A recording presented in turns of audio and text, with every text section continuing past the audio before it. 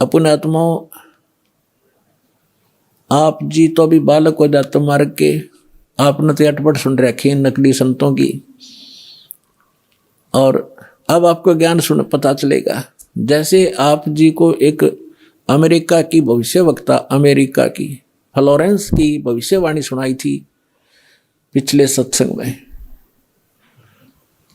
और उसने क्या बताया है कि उस संत के ऊपर नक्षत्र से एक प्रकाश आ रहा लगातार, उसकी किरणें उसके मत्थे पर निरंतर बरस रही है। तो यह शक्ति सतलोक से सतपुरुष की, कबीर भगवान की दास के पास आ रही है, और उसी से दास आपको कनेक्शन दे रहा है, ये रियल पावर मिल रही है आपको। फिर वो क्या बताती है कि उसका चेहरा जो मैं देखती हूँ जैसे उसके चारों तरफ सूर्य उदय हो रहे हों। इस शरीर के अंदर एक और बॉडी है। जिन भी महापुरुषों को लेकर गए उनके इस यहाँ की बॉडी यहीं छोड़ गए, अंदर ऐसा ही शरीर है, वो ओरिजिनल यानी तो भक्ति से संग्रहित, भक्ति से चार्जड है वो। तो जैसे एक सर्प कांचली छोड़ देता है, अपने ऊपर की कैंचली त्याग जाता है, वह सर्प जैसी होती है लेकिन वो सर्प न्यारा है। ऐसे ही शरीर के अंदर ओरिजिनल जो बॉडी है वो अलग है, और उसका प्रकाश फिर उस सूक्ष्म शरीर से बाहर झलकता है। जिसके बारे में गरीबदास जी कहते हैं, देही को सतगुरु कहे ये सब धुंधर ज्ञाने, चार दाग आता नहीं वाको सतगुरु जाने। इस शरीर की, इस बॉडी को सतगुरु जो मान रहे हैं वो तो अभी बालक हैं। इसके अंदर जो और शरीर युक्त वो सतगुरु है, वो मरता नहीं कभी। चार प्रकार के दाग हैं, अंतिम संस्कार चार प्रकार से किया जा रहा अपने यहाँ पर।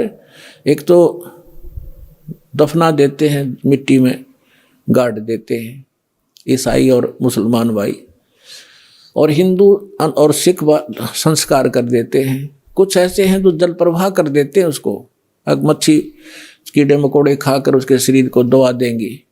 और कुछ क्या करते हैं, एक मचान बना देते हैं ऊंचा, उस शव को उस पर डाल देते हैं, पशु पक्षी ऊपर के पक्षी आदि खा लेते हैं। तो चार प्रकार से अंतिम संस्कार यानी दाग दिया जाता है।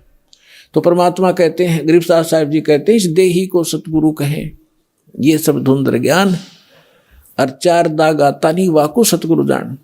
तो यहाँ क्या बता रहे हैं कि परमात्मा जब ऊपर लेकर गए गरीबदास जी को, तो परमेश्वर के शरीर से वहाँ जब उसने देखा ऐसी चमक थी, और धर्मराज अपने सिंहासन पर विराजमान था, न्यायाधीश। परमात्मा वहाँ प्रवेश किया, एकदम वो कुर्सी छोड़ कर खड़ा हो गया, सिंहासन छोड़ कर, और ऐसे जैसे एक उच्च अधिकारी के सामने बहुत निम्न सत्र का अधिकारी करबद्ध होकर के सावधान हो जाता है, और वो डांट लगाता है। उच्च अधिकारी छोटे अधिकारी को अपना आदेश देता है अपनी लैंग्वेज में, और वो सब स्वीकार्य करता है, जो एक शिष्टाचार होता है।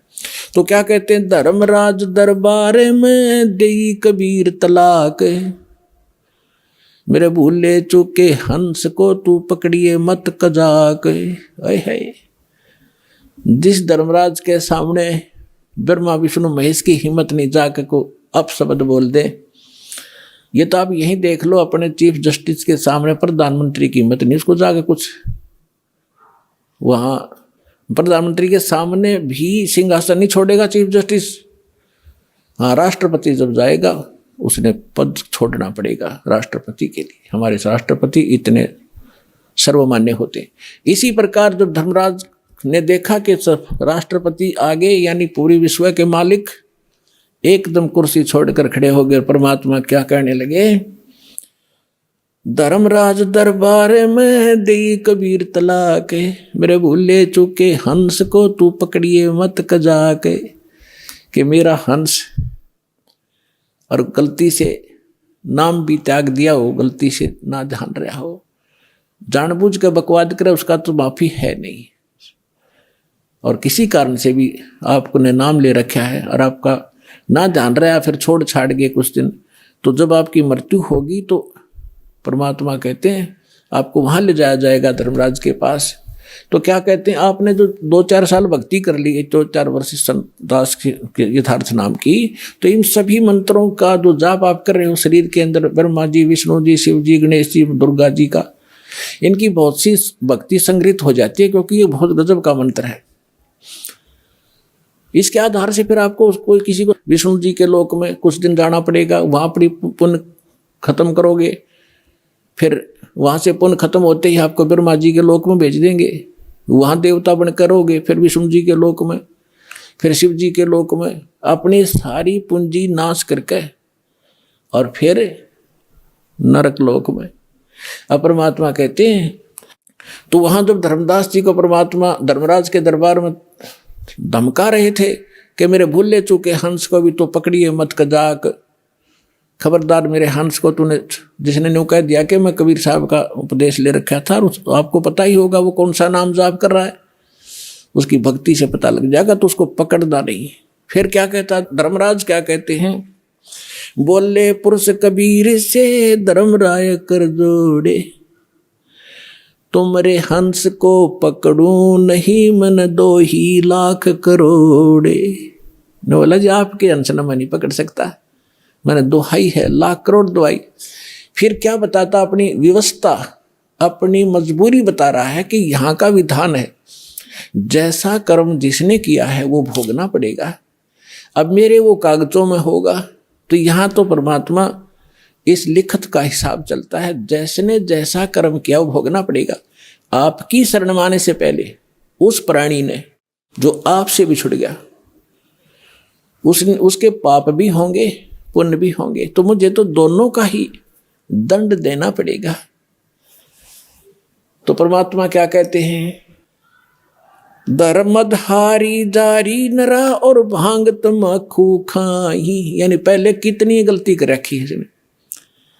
मद आहारी शराब पीने वाले, यानी और भी बहुत सी गलतियां जो कर दी हों, तमाकू भांग खाते हों, और पर्दा राग पर घर तकें, दूसरे की पत्नी में पूरी नीयत रखते हैं, दूसरे के घर को तकते हैं, यानी चोरी दाव लगाते हैं, उनको पकड़ूं के नहीं। आपकी शरण माने से पहले जिन्होंने जो गलतियां ये कर रखी हैं दाता, उनको पकड़ूं के नहीं। मदहारी जारी नरा जो भांग तमाकू खाही, पर दारा पर घर तकें जिनको लो अकनाही। धर्मराय विनती करे सुनियो पुरुष कबीर, हे भगवान कबीर सुनियो, जिनको तो पकड़ने पड़ेंगे और जड़नी पड़े जंजीर। अब परमात्मा क्या कहते हैं,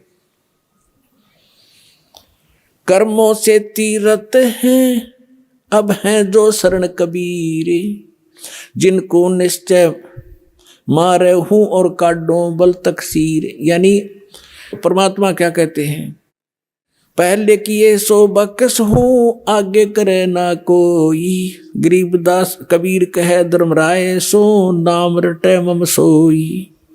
ये कर्म ब्रह्म ब्रह्मंड के मैं पल में करहूं नेश, जिन हमरी दो ही दई सो करो हमारे पेश।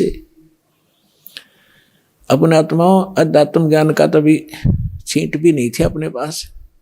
इस जैसे आप देखते हो प्रत्येक देश में, प्रत्येक देश का एक राजदूत भवन होता है, ऐसे ही परमात्मा ने प्रत्येक ब्रह्मांड में अपना एक राजदूत भवन बना रखा है।